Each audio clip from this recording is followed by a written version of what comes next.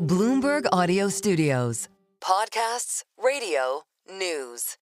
Shares of Novartis lower in U.S. trading today, despite the Swiss drug maker raising its guidance and announcing a $10 billion stock buyback.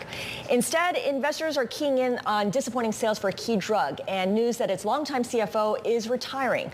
All of this against a backdrop in which President Trump has signaled possible new tariffs on the pharma sector. Joining us now to discuss what's ahead is Vasant Narasimham. He is CEO of Novartis, joining us from their global research headquarters in Cambridge, Massachusetts. Vas, thanks for joining us. I want to start with the big picture, which is tariffs, of course, because you've pledged to invest $23 billion in U.S. production over 5 years to make key drugs for the American market in order to mitigate the impacts of potential tariffs. Do you have any indication that this commitment, this level of commitment, would be enough to get an exemption from tariffs in the interim until your new facilities are up and running? Yeah, great to be here, Scarlet. So we don't know. We don't know what exactly is going to be required for the exemptions that have been talked about. But I would say that we are in a very good position right now and that we have inventory on hand in the U.S. so that tariffs will not impact 2025. We continue to build inventories as well for well now into 2026. And then we're working as fast as we can to get those facilities up and running so that more and more of our key medicines are produced in the U.S. with a goal that within 4 years, all of our key medicines are produced in the U.S. for the U.S. Have you had? So we're hoping that Go ahead. I'm sorry.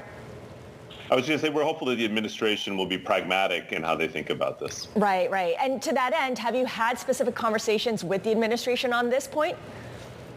We've had conversations with the trade representative trying to understand the contours of what they're thinking about. But of course, we don't know until I think the final policy is written and released. Yeah, fair enough. In a similar way, do you worry that these investments won't make as much economic sense if there's a new administration in a couple of years who decides to roll back, remove any of the tariffs? The way we think about this investment is we didn't do it because of the tariffs. It just makes strategic sense. I mean, soon we expect the U.S. to account for 50% of our global sales, certainly by the end of the decade. So it makes sense to have production capacity in the U.S. for the U.S. market, Europe for Europe, and then, of course, we also build up capacity in China and Japan to service the Asian markets. I think that's a sensible strategic approach, given all of the uncertainties that we've seen over the recent years. I want to talk about your psoriasis drug, Cosentyx. It saw slower than expected growth in the U.S. for some new indications. And then you also have the backdrop of a broader slowdown in China for innovative medicines. What is your confidence that either of these factors will improve materially in the next few months? Look, I think in China, I do expect there to be improvement over the second half of the year and going into next year as we grow off of a lower base than we had originally expected. So I think growth will come back. And I think more broadly, we expect Cosentyx to consistently deliver mid-single-digit growth. What's interesting about the focus on Cosentyx today is we have not moved off our $8 billion plus peak sales guidance in 2029. And Cosentyx has had many competitors over the years, and we've been able to manage each one. Usually when those competitors come in, there is a market reaction like we had today, and then we work through it, and then we build confidence back. I think much more importantly, when you look at our guide, 5% plus, and with all of the launches performing well, I think the long-run investors will see through this and then continue, I think, to look favorably on our performance. Which of those markets, the U.S. or China, do you have more conviction in when it comes to this particular drug?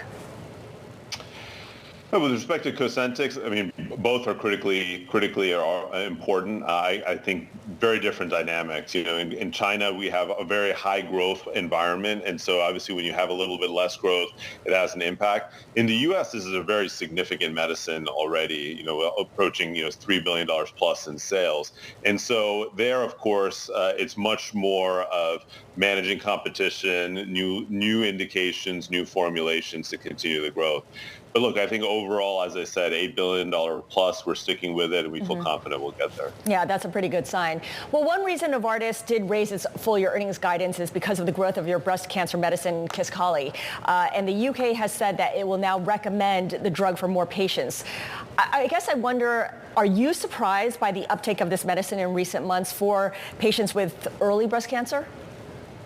It's exceeded our expectations, Scarlet, I have to say. I mean, when we look at it, we knew the medicine could be significant, but we're now market leader in new-to-brand RX in the U.S., both in metastatic and early breast cancer. We've seen remarkable uptake with the early launch in Germany. So the demand is really there. And I think what's most promising for the long run is that we're seeing patients with node 0 or so-called lymph node 0, lymph node 1, so a little bit earlier stage of the disease, also using the medicine. And that's an indication. It's 2/3 of women with this form of early breast cancer, and we're the only one with this indication. So that gives us a lot of energy and excitement. We've guided to $8 billion plus, but certainly if things continue in this way, the medicine could be significantly bigger. Okay, so that's where I want to go next. At what point do you start to really reassess what the peak sales potential for this drug could be? We look at it every year, and so before our capital markets day in the fall, we evaluate, and so certainly we'll do that right now. I mean, given the momentum we're seeing, we'll have to look at, would we raise our Kisqali guidance given the performance that we're seeing. So it's very exciting, and we have that with a few medicines. Scemblix, our other cancer drug, performing extremely well. Pluvicto, our prostate cancer medicine, performing extremely well. So I think we'll be able to show investors that we have the growth drivers to grow through the end of the decade and into the 2030s.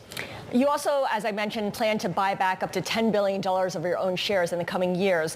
What does this say about your appetite for M&A and in-licensing of medicines? Is there a lack of sufficiently price attractive targets right now out there? We're in the great position that we can do both. We can buy back our shares and do M&A. When you look at where our cash flow is heading, we'll soon be approaching $20 billion of free cash flow.